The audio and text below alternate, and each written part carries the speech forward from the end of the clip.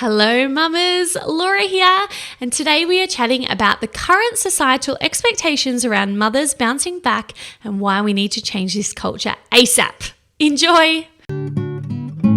Hey mama, I'm sending you wonderful pregnancy vibes. It's time for you to guide you through. Let's take some time for you. It's Pregnancy with Physio Laura. Hello mamas, and welcome back to the Pregnancy with Physio Laura podcast. Today we're kicking off with episode 4 in the Matrescence Series, diving into the current culture around mothers bouncing back and why this is not a helpful message at all. We'll also chat about different cultural practices for postpartum recovery and how they all have this common thread of rest, nourishing foods, and village support. Now, this is episode 4 of a 5-part Matrescence series with the wonderful Nikki McCahon, our beautiful Matrescence educator. So make sure you go back and listen to the first 3 episodes if you haven't already, as we do discuss exactly what Matrescence is, the different physical, social, emotional, and biological changes that occur, and the best ways to help prepare yourself for the postpartum period. There is so much important content still to come in this Matrescence series, so if you haven't already, be sure to subscribe to the Pregnancy with Physio Laura podcast so that you do not miss out. Now, in this Matrescence series, we'll be chatting about managing the mental load of motherhood, and we also have that bonus 6th episode exclusively available to members inside the Pregnancy Posse, where Nikki answers member questions around managing stress and anxiety, adjusting to a change in relationship with your partner after birth, and how we can lean more into our feminine energy to help bring more peace, calm, and balance into our motherhood journey.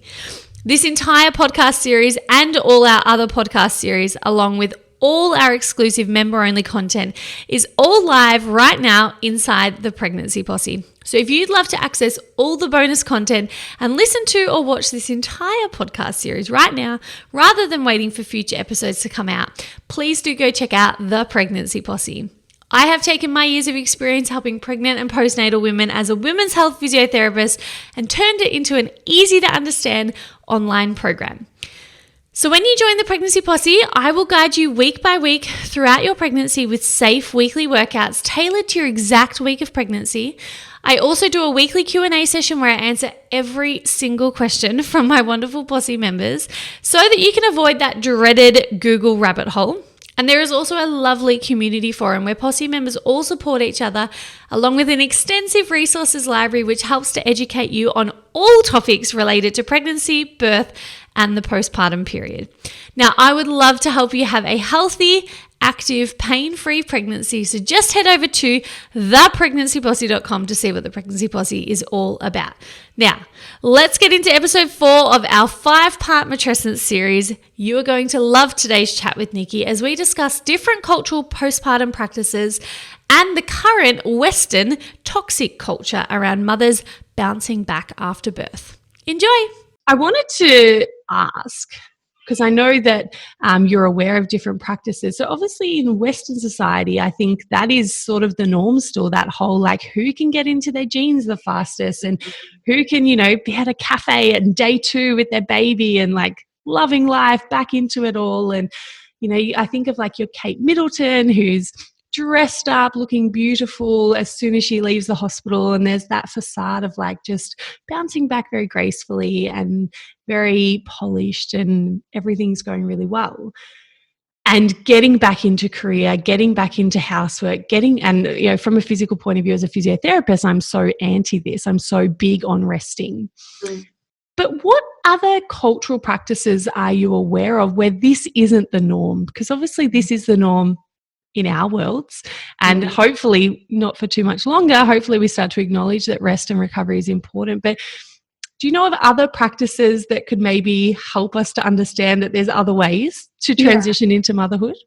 Yeah, I'll talk about a couple of those. I think it's important as well with what you were saying, like a lot of the time that's a worthiness thing as well. I can't just be a mum. I have to do this as well. And I have to make sure that everyone sees that I'm doing everything, and please like give me like, look at what I'm doing and recognize me. Praise. And praise, and I think that's a really dangerous trap to fall into as well. And like you said, I think it's, you said that you've sort of noticed it with making sure you don't praise other women. I think it's really important for us to see that, because as well, that can also be about over functioning. People 100%. Can be having a really tough time and be trying to create, again, this mask of motherhood, saying, I've got it together, I've got it together, I've got it together. And underneath, they're like, actually, I don't have it together. I don't have it together. And everyone telling me that I have it together makes me think I need to have it together more. And now the mask is getting like tighter and I can't breathe. Like, it's really, I think we need to like recognize that happens, and that people who look like they have it together don't always have it together. I like the analogy of the duck, like the graceful gliding on top of the surface, but underneath it's just the legs are just going at 1,000,000 miles an hour. Not that you can see it, but there's a lot of hecticness going underwater. Yeah. And I think, again, like going back to the worthiness piece, just knowing that you don't have to do everything. You don't have to do that to be a good mom. You don't have to do that to, whatever it is that society is like telling you. And I just think that's really important. But back to the postpartum practices. So pretty much, like, I don't want to say all, but a lot of cultures recognize postpartum as a really sacred time. And the important thing about how they recognize this time is they see it as not just the baby who is vulnerable, but also the mother who is like exceptionally vulnerable and, soft and needs to be cared for and protected during this time. So there's lots of different like practices across cultures. In China, there's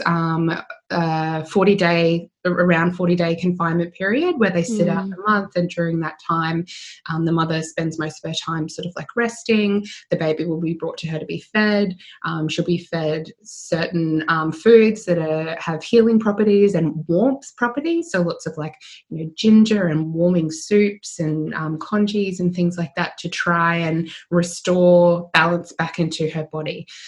So that's sort of the process in China.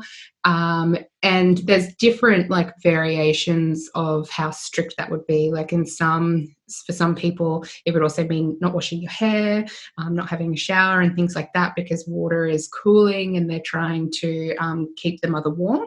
Then in some cultures within India, it might be that they sit the woman by the fire for about a few weeks a month, and feed her, special foods, again, like warming foods. So there's different sort of practices all over the world, but the thing that they all have in common generally is that there's a need for a special diet. So eating restorative foods, making sure she's eating things that are going to replenish her body, and if she's breastfeeding, they give her the right nutrients and stuff that she needs to be able to do that.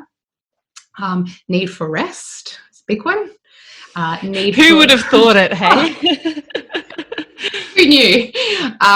Support, so having the support of an extended sort of family and community around the mother.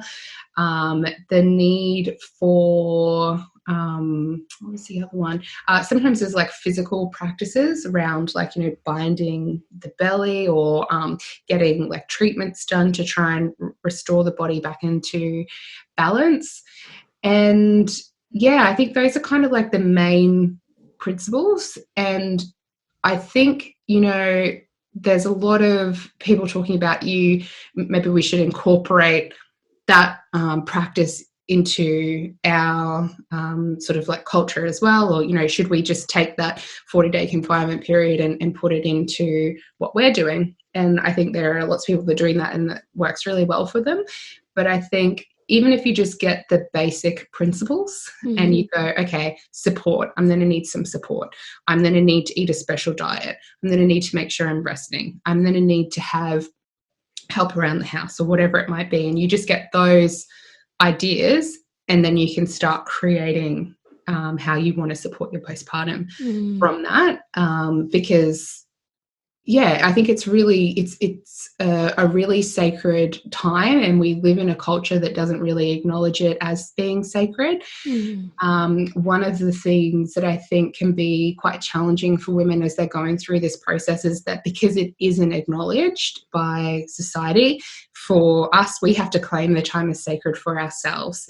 And then again, we're going to rub up against those self-worth issues. Who am I to claim this time for myself? Am I being selfish? Am I being annoying or whatever? And I think, again, it's really, really important that we advocate for ourselves and say, no, this time is sacred.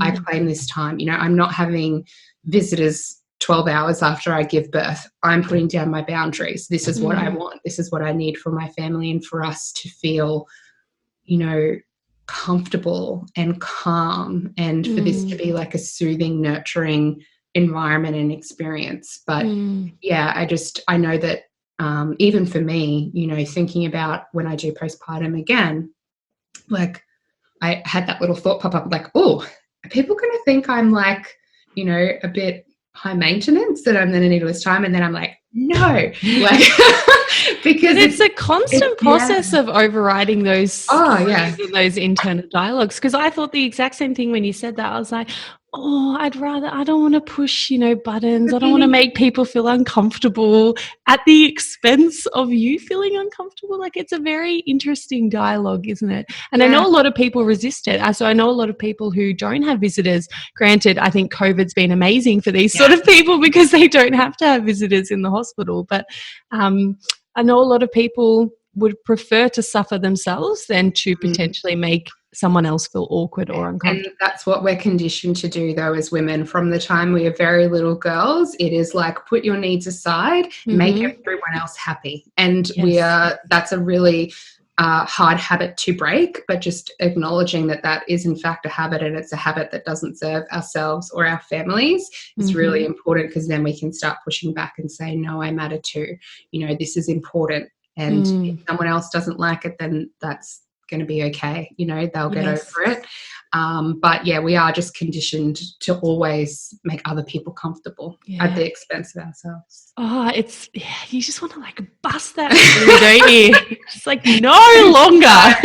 It's good to have the awareness, and everything starts with awareness. As soon as you know it, then you can start hearing those little voices that pop up, like when we were talking, going, oh, you shouldn't be doing that. And then you go, hold on a second. Why? Yeah. 100%. I remember, and the fact that I remember probably shows that it was terrible.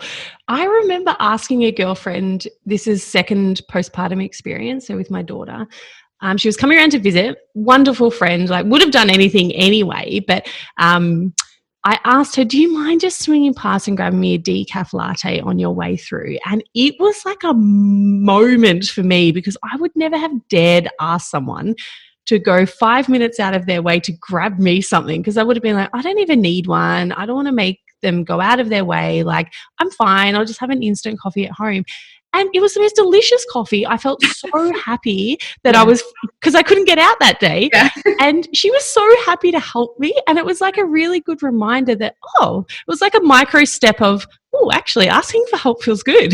Yeah. Like, feels good for everyone. Yeah. And I just remember it being this big deal. And I remember thinking that it was ridiculous that it felt like a big deal as well, because I'd just been so independent and so self-reliant, and I would bend over backwards and like do anything I could to do it myself, rather than to have to ask someone to do it for me. And I just think it was a really special moment to remind me that, actually, like, this can be done.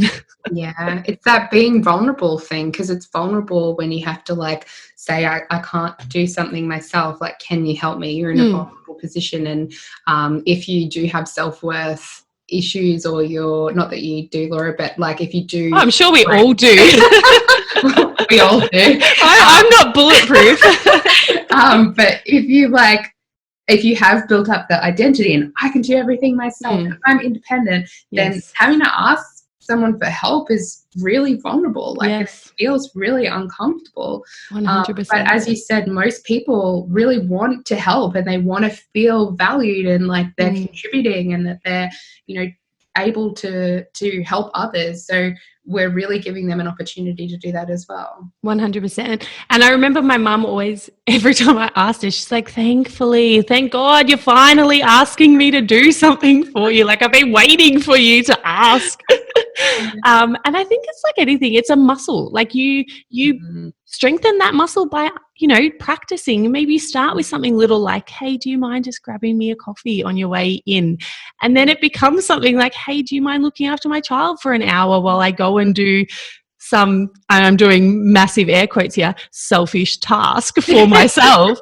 I still have friends that say to me, oh, I was a bit selfish this morning. I went and did some exercise. And I think it's easier to see it in other people and not so much yourself. Yeah. I remember being like, how is that selfish? That's actually the best thing you could be doing for yourself right now. And I was thinking before when we were talking, for those women who might struggle to take time out for themselves and to self-connect, I do think what you said before about thinking of your child, it's almost like it's not entirely self-focused, but thinking if my child sees me fill my cup up, that's really good for them. And that's really good for their development. And sometimes I find if I'm struggling to justify spending some time on my own, I always think my son, and my daughter too, but she's much younger, so I think less about how she interprets it. But my son needs to see that mummy goes and does things that make her really happy, because that is so important for his development, growing up to know that it's important for him to do things that make him happy. And I just think if you're finding it hard to do it for you and only you, it's really good to think about how your child perceives that and do it for your child. And then, everyone's happy. So I just wanted to make that note about that as well for those women that I know will be struggling to justify, not that you need to ever justify, but to try and reason that they should take some time out for themselves. Yeah. Yeah, I love that. Oh, so good. Now, I do want to delve into some Pregnancy Posse members did submit some questions that you are so kindly going to answer for them, and they delve into topics like feeling maternal and not feeling maternal, and whether or not that's normal or if that's bad or that's good, and how we can navigate relationships after birth, specifically with our partners, because obviously a lot of things are changing as we acknowledge. So we're going to dive into that now. But before we do, is there any other final comment or area of matrescence and postpartumhood that you wanted to explore that we didn't touch on? No, I think we've pretty much, covered a good area. Awesome. Good. Hey mamas, Laura here. Please tell me that you now have a greater understanding of how to truly nourish yourself after birth, and that you no longer feel the pressure to get back to being, air quotes, normal. As I mentioned in the podcast, for too long I wore the title of supermum like a badge of honor. So the more work I could get done whilst baby napped on my chest, the better. The cleaner my house was, the better I was. The more social outings I attended, the better I was. And that is all just so not true. And if you want to work and socialize and have a clean house, then by all means, go for it, girlfriend. But the message I'm trying to get across here is that you shouldn't feel the pressure to do this, that doing these things makes you a good mum or a better mum necessarily. No, not at all.